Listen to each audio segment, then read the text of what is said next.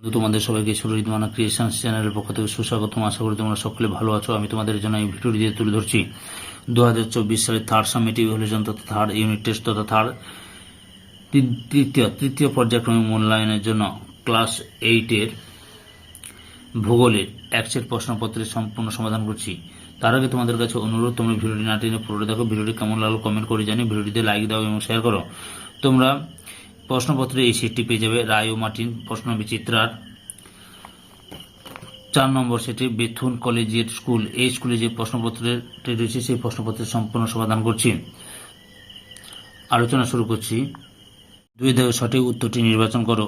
1 নম্বরে পৃথিবীর অন্দরমহল বলতে বোঝায় ভূপৃষ্ঠকে, ভূগর্ভকে, অন্তরিক্ষে। সঠিক উত্তরটি হল অপশান বিতে ভূগর্ভকে।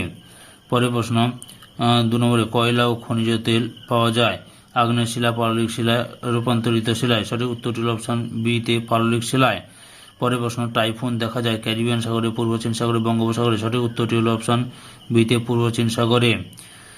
4 নম্বরে বজ্রপাত সহ ঝড় বৃষ্টি হয় কিউমুলাস, কিউমুলোনিম্বাস, স্ট্র্যাটাস মেঘে। সঠিক উত্তরটি অপশান বিতে কিউমুলোনিম্বাস মেঘে।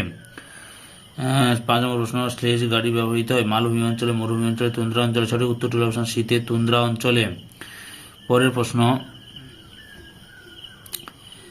উত্তর গোলার্ধে 10 থেকে 25 ডিগ্রি বা 30 ডিগ্রি অক্ষরেখার মধ্যে মহাদেশ-সমীর পূর্বভাগে বিরাজ করে মৌসুমী নিরক্ষে তুন্দ্রা ভূমধ্যসাগর জলবায়ু। সঠিক উত্তরটি অপশান এতে মৌসুমী জলবায়ু অঞ্চল।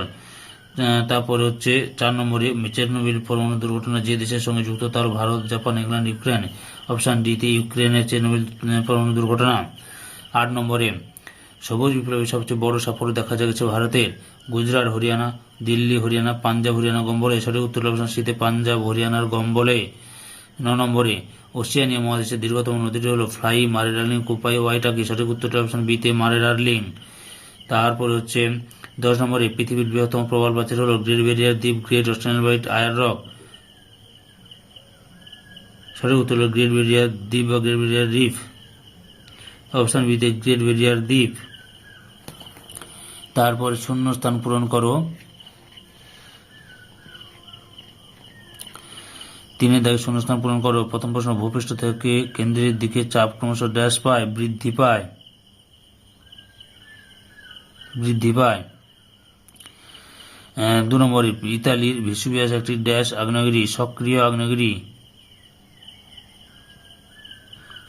আগ্নেয়গিরি। তারপর যে 3 নম্বর অস্ট্রেলিয়ার ড্যাশ শহর থেকে প্রথম আর্থ আওয়ার শুরু হয়েছিল সিডনি শহর থেকে।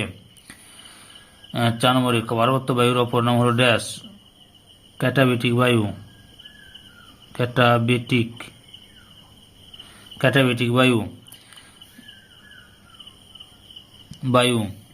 তারপরে হচ্ছে 5 নম্বরে ড্যাশ হলো উত্তর গোলার্ধের শীতলতম স্থান ভস্টক।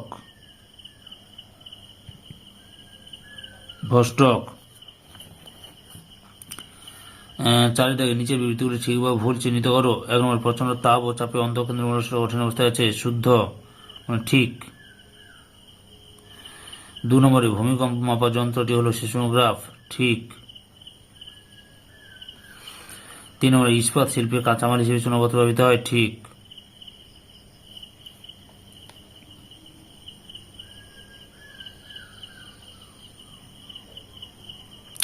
এটা ইস্পাত শিল্পে কাঁচা ব্যবহৃত হয় কিন্তু এটা ঠিক না বলে ভুল লিখো।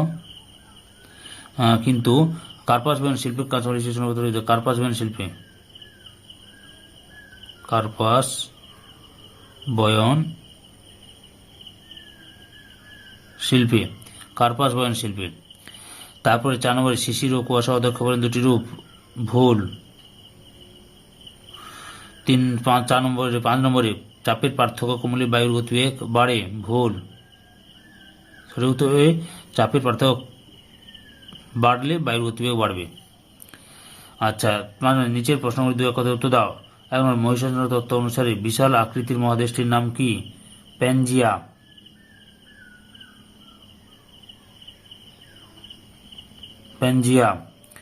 2 নম্বরে পৃথিবীর ভিতরের তাপ শক্তিকে কি বলে? ভূতাপ শক্তি, ভূতাপ। তার 3 নম্বরে জৈব পদার্থ দিয়ে গঠিত একটি পাললিক শিলার নাম লেখো। চুনাপাথর। পাথর। 4 নম্বরে বায়ু প্রবাহের গতি পরিমাপক যন্ত্রের নাম কি? উত্তর হল অ্যানিমোমিটার।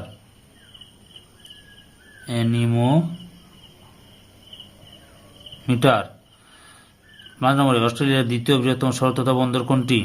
মেলবোর্ন।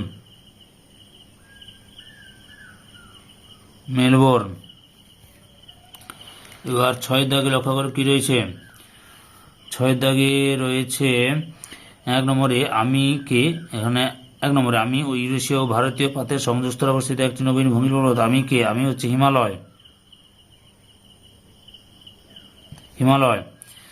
2 নম্বরে সূর্যের উত্তাপে জল থেকে আমার সৃষ্টি। আমি হালকা, আমার থেকেই শিশির কুয়াশা সৃষ্টি হয়। আমি বায়ুতে ভাসমান অবস্থায় থাকি। আমি কে? আমি হচ্ছে মেঘ। 3 নম্বরে আমার থেকে কালো বর্ণের মাটি তৈরি হয়। ওই মাটিতে কার পাট চাষ ভালো হয়? আমি কে? আমি হচ্ছে কৃষ্ণ মৃত্তিকা বা রেগুর মৃত্তিকা বলে স্থানীয় নামে, এটা রেগুর। তারপরে 4 নম্বরে আমি পরমাণু বিদ্যুৎ কেন্দ্র। জাপানের সুনামির সময় আমার বিস্ফোরণ ঘটে। আমি পরিবেশকে একেবারে নষ্ট করে দিয়েছি। আমি কে? আমি হচ্ছে ফুকুশিমা, জাপানের ফুকুশিমাতে।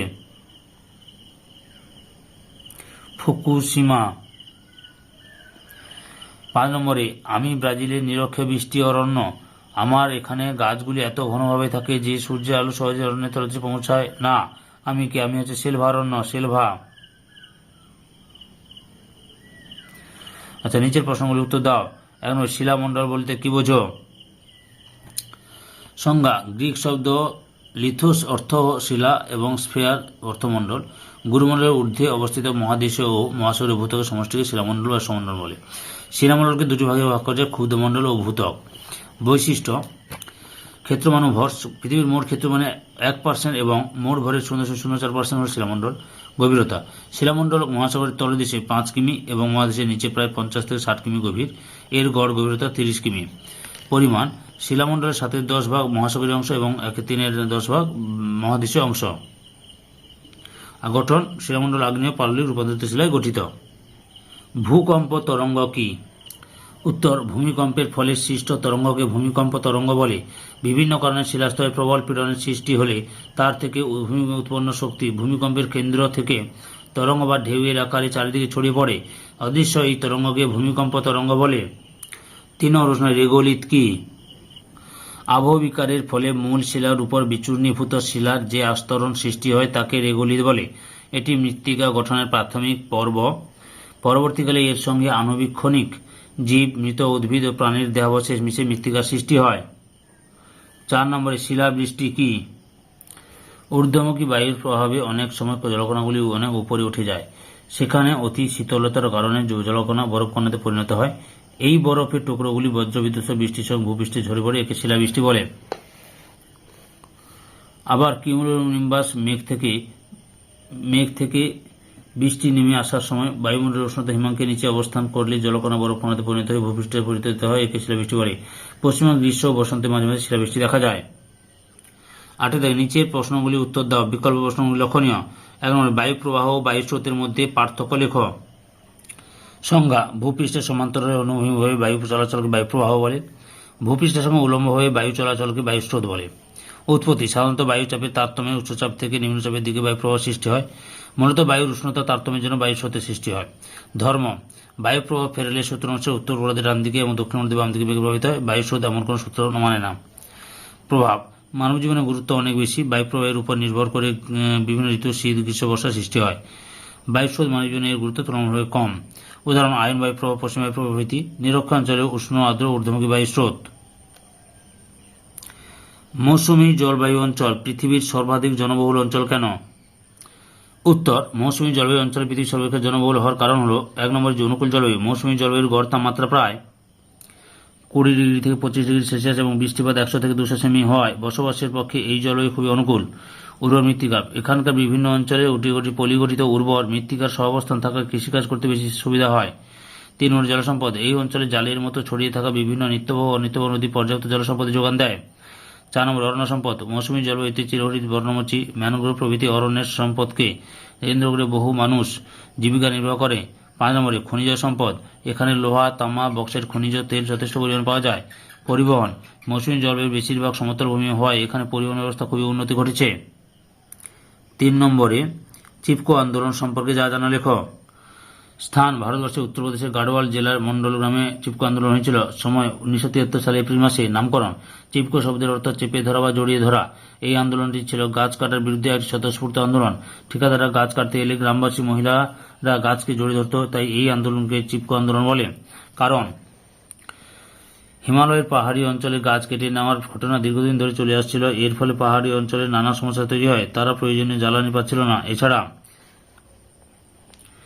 গাছ কেটে নেওয়ার ফলে ভূমিক্ষয় বেড়ে যায় এবং তাদের চাষ জমির ব্যাপক ক্ষতি হয়। তাই এই অঞ্চলের মানুষ ঠিকাদারের গাছ কাটার বিরুদ্ধে আন্দোলনে নামে। ঠিকাদাররা গাছ কাটতে এলে তারা গাছ জড়িয়ে ধরে এবং ঠিকাদাররা তার ফলে গাছ কাটতে পারে না। এই আন্দোলনের নেতৃত্ব দেন গান্ধীবাদী নেতা শ্রী সুন্দরলাল বহুগুণা ও শ্রী চণ্ডী প্রসাদ ভাট। অথবা স্থিতিশীল উন্নয়ন বলতে কি বোঝো? এর কর্মসূচিগুলি কি কি? সংজ্ঞা, ব্রুডল্যান্ড কমিশনের মতে ভবিষ্যৎ প্রজন্মের চাহিদা মেটানোর জন্য যে পরিকল্পনা গ্রহণ করা হয় তাকে স্থিতিশীল উন্নয়ন বলা হয়। গৃহীত পদক্ষেপ বা কর্মসূচি হল: 1 নম্বর জনসংখ্যার বৃদ্ধি নিয়ন্ত্রণ ব্যবস্থা গ্রহণ, জলবায়ু, সৌরশক্তি প্রভৃতি প্রবহমান সম্পদের ব্যবহার বৃদ্ধি, বিভিন্ন দূষণ নিয়ন্ত্রণ এবং সৃজনের মাধ্যমে পরিবেশের ভারসাম্য রক্ষা, বিশ্বজুড়ে শান্তি সৌহার্দ্য স্থাপন, দারিদ্র্য দূরীকরণ, আন্তর্জাতিক সহযোগিতা বৃদ্ধি, আন্তর্জাতিক ক্ষেত্রে অর্থনৈতিক সম্পর্কের পুনর্গঠন করা, পরিবেশের ভারসাম্য বজায় রেখে অর্থনীতি উন্নয়ন করা, প্রাকৃতিক সম্পদ সংরক্ষণ করা ও গুরুত্ব অনুযায়ী তাদের কার্যকারিতা বৃদ্ধি করা প্রভৃতি। 4 নম্বরে আর্টিজীয় কূপ কিভাবে গঠিত হয় তা লেখ। উত্তর, অস্ট্রেলিয়ার প্রাকৃতিক পরিবেশ থেকে ভূগর্ভস্থ জল সংগ্রহের এক বিশেষ মাধ্যম হল আর্টিজীয় কূপ। কার্পেন্টারিয়া অঞ্চলে এইসব কূপ দেখা যায়। সৃষ্টিকারণ বা কিভাবে তৈরি হয় না, ভানযুক্ত অর্ধচন্দ্রাকার শিলাগঠিত অঞ্চলে দুটি অপ্রবেশ্য শিলাস্তরের মধ্যবর্তী অংশ কোনো প্রবেশ্য শিলাস্তর থাকলে এবং তাদের প্রান্তদেশ ভূপৃষ্ঠ উন্মুক্ত থাকলে ওই শিলাস্তরে বৃষ্টির জল সঞ্চিত হয়। প্রবেশ্য শিলাস্তরে জল প্রবেশ করে, কিন্তু উপরে নিচে অপ্রবেশ্য শিলাস্তর থাকায় ওই জল অন্য কোথাও যেতে পারে না। এই অবস্থায় অপ্রবেশ্য শিলার মধ্য দিয়ে প্রবেশ্য স্তর পর্যন্ত কূপ খনন করলে পাম্পের সাহায্য ছাড়াই জল সহজেই ভূপৃষ্ঠের উপরে ফোয়ারার মতো উঠে আসে। নামকরণ, ফ্রান্সের আর্টেরস নামক স্থানে প্রথমে এই কূপ দেখা গিয়েছিল বলে একে আর্টেজীয় কূপ বলে। গুরুত্ব, অস্ট্রেলিয়ার এই জাতীয় কূপের সাহায্যে কৃষিক্ষেত্রে জলসেচ ও তৃণভূমিতে পশুপালন করা হয়। অস্ট্রেলিয়াতে আর্টেজীয় কূপের প্রচলন সর্বাধিক, তাই অস্ট্রেলিয়াকে আর্টেজীয় কূপের দেশ বলা হয়। উত্তর, নিউজিল্যান্ডের দক্ষিণ দ্বীপের পূর্ব উপকূল, দক্ষিণ আল্পস ও প্রশান্ত মহাসাগরীয় মধ্যবর্তী অঞ্চল বরাবর যে বিখ্যাত সমুদ্রটি গড়ে উঠেছে তা ক্যান্টারবেরি সমভূমি নামে পরিচিত। ক্ষেত্রফল 16,800 বর্গ কিমি। হিমযুগ দ্রাবরেখা বিস্তীর্ণ অঞ্চল জুড়ে সঞ্চিত হয়ে এই সময় গঠিত হয়েছে। পরবর্তীকালে নদীর ওয়াই মাকারিরি, রাকাইয়া, সেলোয়েস, রাঙ্গিতাতা, পলল শঙ্কু সঞ্চিত হয়েছে এখানে। নিউজিল্যান্ডের প্রায় 80% শস্য বীজ এই সমভূমিতে উৎপন্ন হয়। 9 দাগে নিচের প্রশ্নগুলি উত্তর দাও, বিকল্প প্রশ্ন লক্ষণীয়। 1 নম্বরে নিউজিল্যান্ডের ভূপ্রকৃতির বিবরণ দাও, অথবা অস্ট্রেলিয়ার মারেরা লিঙ্গভিকার কৃষি ও পশুপালন উন্নতির কারণগুলি লেখ। 2 নম্বরে পরিবেশ অবলম্বন নিয়ন্ত্রণ উপায়গুলি লেখ, অথবা ভূমধ্যসাগরীয় জলবায়ু অঞ্চলের বৈশিষ্ট্য আলোচনা করো। 3 নম্বরে নিরক্ষীয় জলবায়ুর 3টি বৈশিষ্ট্য লেখ। চান্দোয়া বলতে কি বোঝো? আর অথবা নিরক্ষীয় জলবায়ু ও মৌসুমী জলবায়ু অঞ্চলের মধ্যে পার্থক্য লেখ। আচ্ছা, এখানে চান্দোয়া বলতে কি বোঝো এই প্রশ্নের উত্তরটি লিখছি, বলে দিচ্ছি তোমাদের। নিরক্ষীয় বৃষ্টি অরণ্যের জলবায়ুতে সারা বছর ধরে অত্যধিক উষ্ণতা ও বৃষ্টিপাতের ফলে এখানকার উদ্ভিদগুলি খুব ঘনসন্নিবিষ্ট হয়ে জন্মায়। এখানকার প্রত্যেকটি উদ্ভিদ পরস্পরের সঙ্গে প্রতিযোগিতামূলক অভিযোজন ঘটিয়ে তাদের ডালপালা ও পাতাগুলিকে প্রশস্তভাবে মেলে ধরার উপরে যে ছাতা বা সামিয়ার ন্যায় অংশের সৃষ্টি হয় তাকে চান্দোয়া বলে। প্রভাব, নিরক্ষীয় অঞ্চলে এই চান্দোয়া ভেদ করে সূর্যের আলো ভূমিভাগে পৌঁছায় না বলে দিনের বেলাতেও এখানে মৃদু অন্ধকারাচ্ছন্ন থাকে। 9 নম্বর দাগে বাকি যতগুলো প্রশ্ন রয়েছে